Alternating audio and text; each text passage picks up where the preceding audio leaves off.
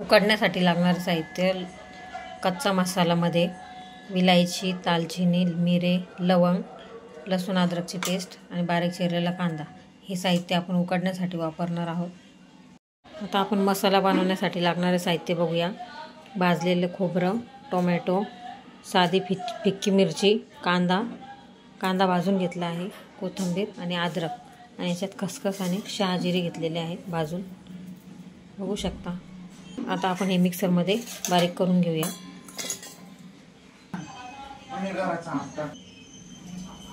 आता आपण हे सगळे मिक्सरमध्ये बारीक करून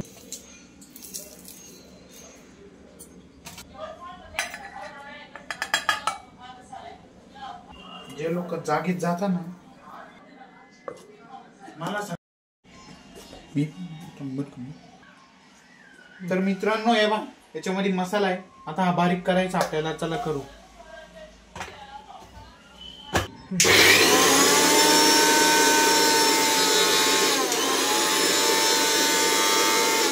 चालू घ्या.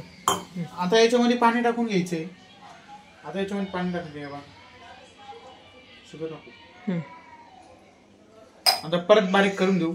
ते बिना पाणी टाकल्याशिवाय बारीक होणार नाही, म्हणून मग चांगल्यापैकी बारीक करून घ्यायचे. तर चला चालू करू.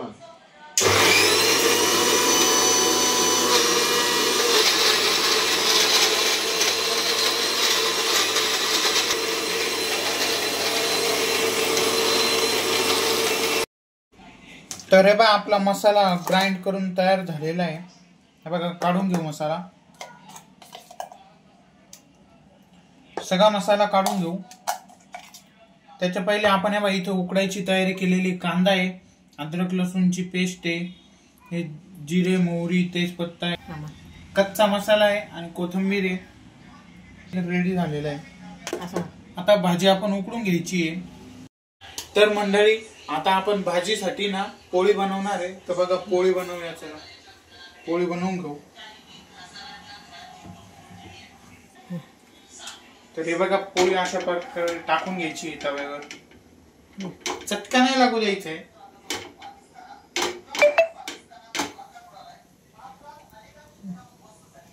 पोळी तयार करून घ्यायची. गाईज, अशा प्रकारे पोळी तयार करून घ्यायची आहे. हे बघा, एकदम गोल.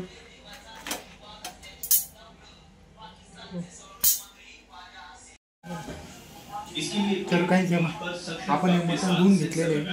तर आता मटण उकडायला टाकून देऊ, बाजूला ठेवू. तोपर्यंत आपण हे लसूण कुटून घेऊ. तर आता आपण हे तेल गरम करून घेतलेलं आहे. तर त्याच्यामध्ये हा कच्चा मसाला टाकायचा आहे. कांदा टाकायचा. आता कांदा टाकायचा आहे.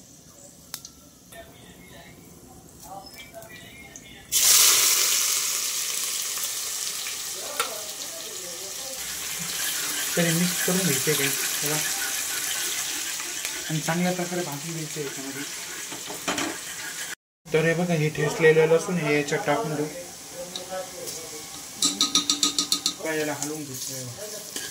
हे पूर्ण याच्यामध्ये मिक्स झालं पाहिजे. आता हळद टाकून घेऊ. एवढी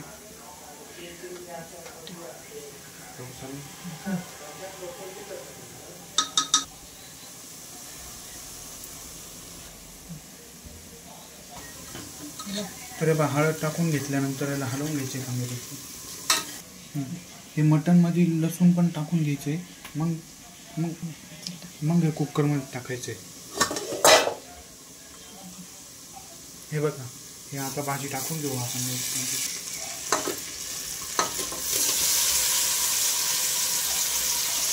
आता हे बघा, भाजी टाकलेली. आता हलवून घेऊ.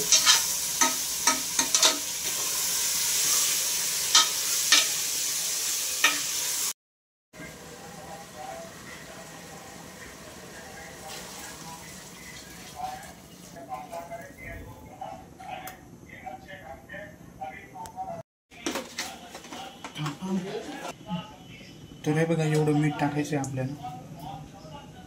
केलेले चवीनुसार मीठ टाकायचे आपल्याला. आणि हे बघा ना, हे हलवून घ्यायचे मस्तपैकी. तर हे बघा, याला पॅक करून घ्यायचे आणि शिट्ट्या घ्यायचे. आणि हे पॅक झाल्यानंतर 4 शिट्ट्या घ्यायच्या आहे. तर मित्रांनो आता मसाला टाकून घ्यायचा आहे. हे बघा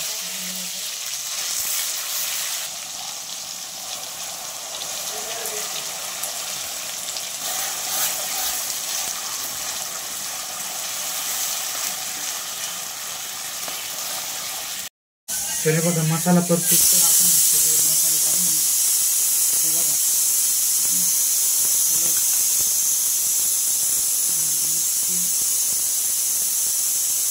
ही पण वेगळी मिरची घ्यायची. ती परत टाकून घेऊ. तर बघा ही पण एक प्रकारची मिरची आणि हा मटन मसाला आहे.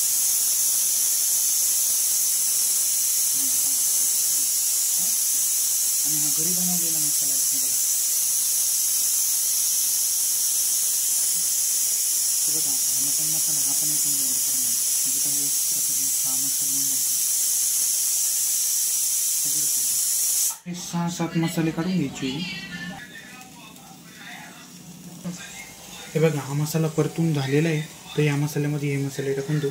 हे बघा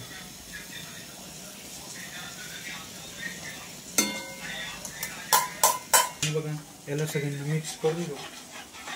हे बघा याला मिक्स करून घेऊ.